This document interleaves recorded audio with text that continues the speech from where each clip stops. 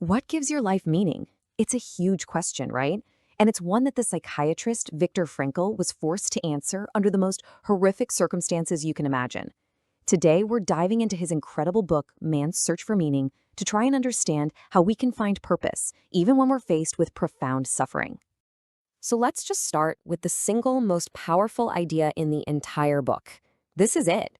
Frankl's core message is that no matter what happens, no matter what is taken from you, no one and nothing can ever take away your freedom to choose how you're going to respond to it. Now, Frankl doesn't see this as just some kind of, coping mechanism. No, he calls it the last human freedom. But what does that really mean when things get tough? Let's dig into that. Yeah, this wasn't some abstract philosophical theory dreamed up in an ivory tower.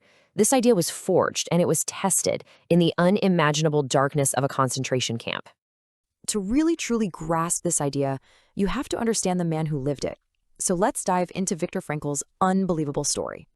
See, Frankl wasn't just another prisoner. He was a trained psychiatrist, and he was observing the human spirit at its absolute breaking point.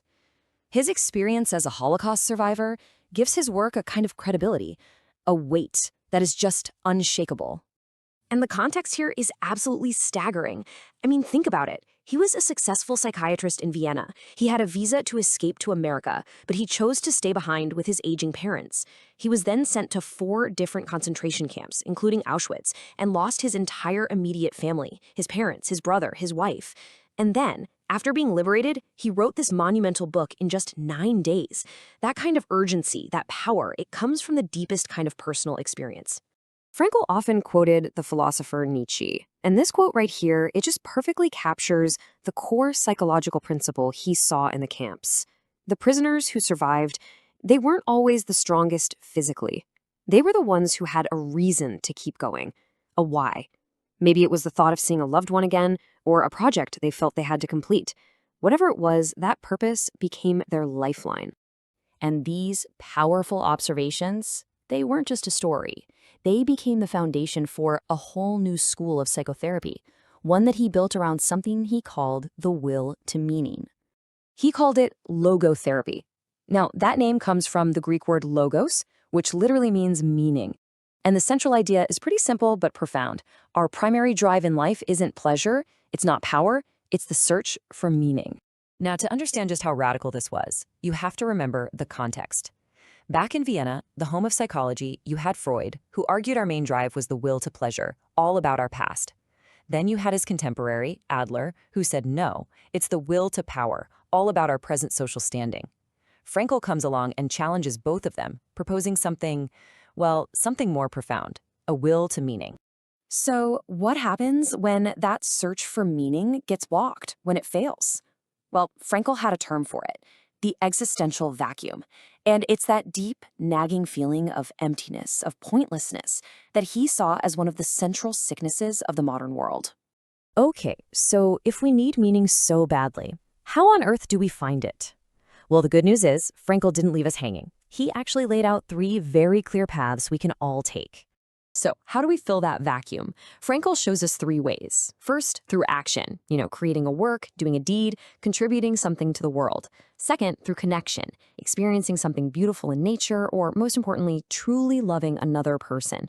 And then there's the third path, and this is his most powerful insight. We can find meaning in the stand we take against suffering we can't avoid, choosing courage and dignity when literally everything else is lost. And let's be absolutely crystal clear about this, because it's a point Frankl himself stressed over and over. This philosophy is not about looking for suffering. He would say that's masochism, not heroism. The point is that even when suffering is unavoidable, meaning is still possible, in spite of it. But this freedom to choose, well, it doesn't exist in a vacuum. And this leads to Frankl's final and maybe most challenging point. Freedom has a powerful counterpart, responsibility. He argued that our freedom to choose our response is really only half the story. Why? Because it's inseparable from responsibility.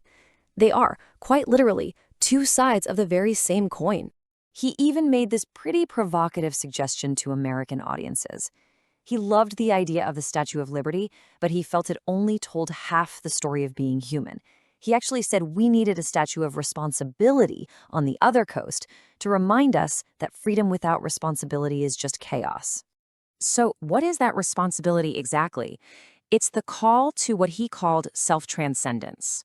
True meaning, Frankl said, is never found by looking inward, by navel-gazing. It's found by forgetting ourselves and dedicating our lives to a cause that's bigger than we are, or to another person that we can love and serve. And so, Frankl's entire body of work leaves us with a final, unavoidable question.